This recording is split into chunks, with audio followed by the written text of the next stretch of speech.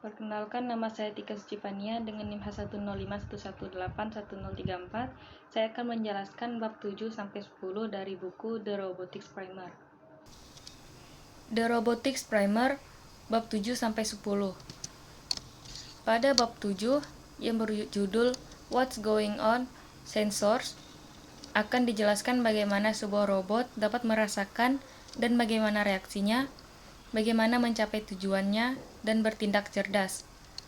Robot memiliki dua jenis sensor berdasarkan informasi dari perasaannya. Yang pertama ada sensor proprioseptif. Sensor proprioseptif memberikan robot perasa mandiri. Mereka menghitung nilai internal sistem robot, seperti sudut sambungan, posisi roda, level baterai, dan sebagainya. Yang kedua ada sensor eksteroseptif, yaitu sensor yang memberikan pengetahuan tentang keadaan eksternal, seperti pengamatan terhadap lingkungan dan objeknya. Robot tidak seperti manusia dan hewan, tidak memiliki indera yang muncul secara alami. Insinyur harus mengembangkan sebagai sensor untuk robot. Robot menggunakan sensor untuk membangun pandangan dunia tempat mereka berada. LiDAR adalah contoh sensor yang digunakan pada beberapa robot, like detector and ringing. LiDAR adalah alat pengukur jarak yang menggunakan laser. Laser menyinari objek di atmosfer dan kemudian memantulkannya kembali. Robot menggunakan pantulan ini untuk membuat peta di sekelilingnya. LiDAR memberitahu robot apa yang terjadi di lingkungan mereka dan di mana tempatnya. Pada sensor robot, ada sebuah ketidakpastian, yaitu ketidakmampuan sebuah robot untuk memastikan, mengetahui pasti tentang keadaan dirinya dan lingkungan sekitarnya, memutuskan tindakan optimal setiap saat. Ketidakpastian disebabkan oleh beberapa faktor, di antaranya kebisingan dan kesalahan sensor, keterbatasan sensor, kebisingan dan kesalahan efektor dan aktuator, status tersembunyi dan sebagian dapat diamati, kurangnya pengetahuan tentang lingkungan atau dinamika dan perubahan lingkungan. Level of processing. Hal yang dibutuhkan robot untuk memproses input sensorik, yaitu kemampuan pemrosesan analog atau digital, kabel untuk menghubungkan semuanya, dukungan elektronik untuk pergerakan komputer, baterai untuk menyediakan daya. Persepsi membutuhkan sensor, komputasi, dan konektor.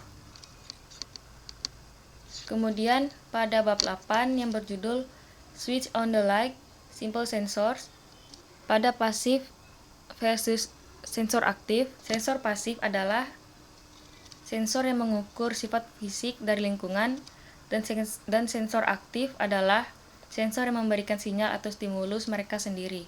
Switch. Jika sebuah saklar terbuka, tidak ada arus yang dapat mengalir melewati rangkaian. Dan jika saklar tertutup, arus dapat mengalir melalui rangkaian, seperti pada gambar. Sensor yang sangat sederhana namun sangat berguna untuk robot adalah bump switch, juga disebut kontak, yaitu sensor yang dapat memberitahu robot ketika robot menabrak suatu hal. Di sini ada gambar untuk bump switch. Dengan sensor ini, robot dapat menghindari suatu tabrakan atau tetap menabrak untuk tujuan tertentu. Light sensor. Sensor cahaya mengukur jumlah cahaya yang memengaruhi fotosel. Resistansi fotosel rendah ketika disinari dan tinggi ketika gelap. Seperti pada lampu ketika malam hari, cahaya rendah menyebabkan bohlam menyala. Di sini ada gambar untuk fotosel. Garis-garis lengkung pada gambar fotosel adalah bagian fotoresistif yang bisa merasakan atau merespons cahaya di lingkungan. Sensor cahaya dapat digunakan sebagai sensor pasif atau sensor aktif dalam berbagai cara. Contoh dari penggunaan sensor cahaya yaitu cahaya terpolarisasi, optosensor reflektif, reflektasi sensor, lampu inframerah, demodulasi cahaya, bright beam sensor, dan encoder poros. Resistive position sensor. Otot penuh dengan biological band sensor. Ini adalah sensor proprioceptif yang membantu tubuh untuk menyadari posisi dan pekerjaan yang sedang dilakukan. Potentiometer. Selanjutnya ada gambar untuk resistive position sensors, dan di sebelahnya ada gambar untuk potentiometer. Selanjutnya pada bab 9 yang berjudul sonar, lasers, dan kameras kompleks sensor. Yang pertama ada ultrasonic or sonar sensing. Ultrasound adalah suatu hal yang mengacu pada rentang frekuensi suara yang berada di luar jangkauan pendengaran manusia. Sonar adalah so dari sound, na dari navigation, dan r dari ranging. Di sini ada robot yang bergerak menggunakan sensor sonar. Sonar adalah sensor aktif yang terdiri dari emitor dan detektor. Emitor menghasilkan kicauan atau ping frekuensi ultrasound. Beberapa pengguna sonar lainnya membutuhkan lebih sedikit atau lebih banyak, seperti yang pertama sonar sebelum dan setelah robotika, yang kedua refleksi spekular. Selanjutnya ada laser sensing. Laser memancarkan radiasi yang sangat kuat dan koheren atau berhubungan pada satu atau lebih frekuensi. Robot yang menggunakan laser untuk navigasi dan pemetaan dalam ruangan biasanya beroperasi di lingkungan yang relatif berjarak pendek dengan laser standar. Di bawah ini adalah contoh robot yang menggunakan laser untuk navigasi dan pemetaan dalam ruangan. Dalam dunia industri, sensor laser digunakan untuk pengecekan kualitas barang pasca produksi atau mengukur benda dalam proses produksi.